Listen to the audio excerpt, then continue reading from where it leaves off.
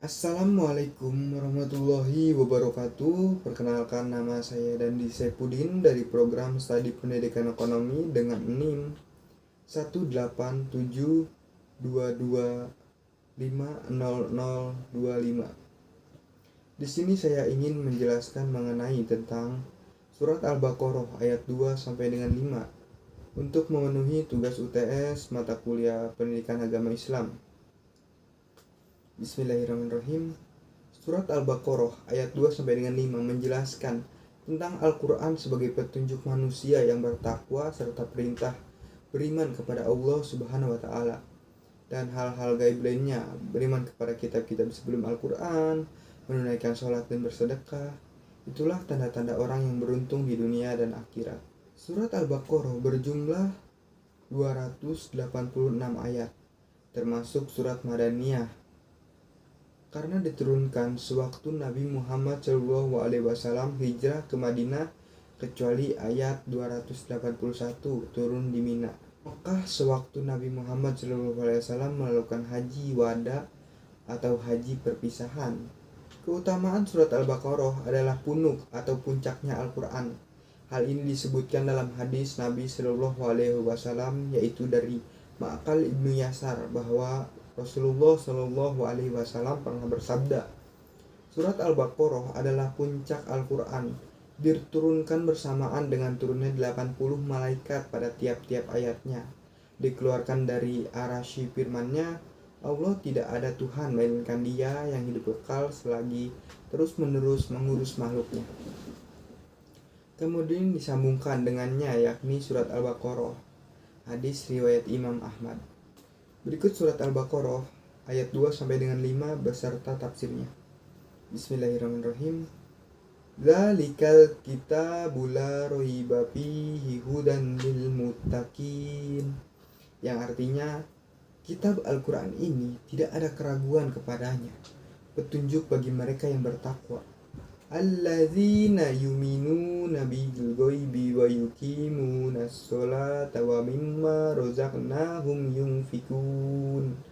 Yang artinya, yaitu mereka yang beriman kepada yang gaib, melaksanakan sholat dan menginfakkan sebagian rezekinya yang kami berikan kepada mereka.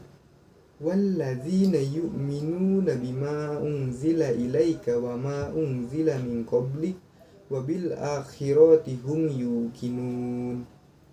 Artinya, dan mereka yang beriman kepada Al-Quran yang diturunkan kepadamu Muhammad dan kitab-kitab yang telah diturunkan sebelum engkau, dan mereka yakin akan adanya akhirat.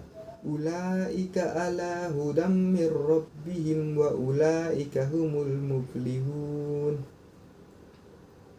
Yang artinya, merekalah yang mendapat petunjuk dari Tuhannya. Itulah orang-orang yang beruntung. Nah, sekarang kita menafsirkan dari ayat kedua sampai dengan ayat 5. Di dalam Al-Baqarah ayat 2 bahwa Al-Quran tidak dapat diragukan karena ia wahyu Allah Subhanahu wa taala yang diturunkan kepada Nabi Muhammad SAW, Nabi yang terakhir dengan perantaraan Jibril alaihissalam. Al-Quran merupakan bimbingan bagi orang yang bertakwa, sehingga dia berbahagia hidup di dunia dan di akhirat.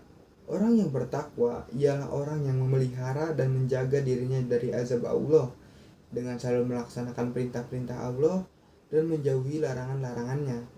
Ciri-ciri orang bertakwa disebutkan dalam ayat 3 sampai dengan ayat 5. Pada ayat 3, yakni perintah beriman kepada yang gaib, termasuk di dalamnya beriman kepada Allah dengan sesungguh-sungguhnya, menundukkan diri serta menyerahkannya sesuai dengan yang diharuskan oleh imam itu. Tanda keimanan seseorang ialah melaksanakan semua yang diperintahkan oleh imannya itu. Gaib ialah sesuatu yang tidak dapat dicapai oleh panca indera. Termasuk yang gaib ialah Allah, para malaikat, hari kiamat, surga, neraka, mahsyar, dan sebagainya. Pangkal iman kepada yang gaib ya iman kepada Allah Subhanahu wa taala.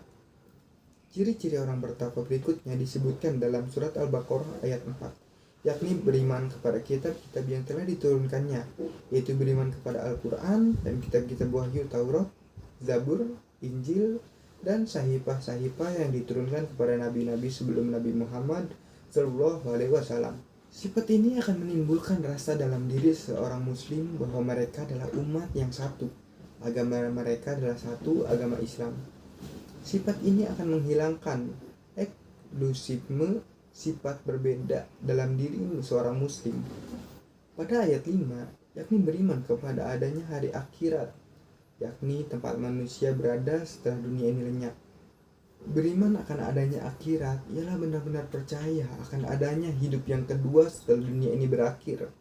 Orang-orang yang mempunyai sifat yang 5 di atas adalah orang-orang yang mendapat petunjuk dan bimbingan Allah. Dan merekalah orang-orang yang merasakan hasil iman dan amal mereka di akhirat nanti.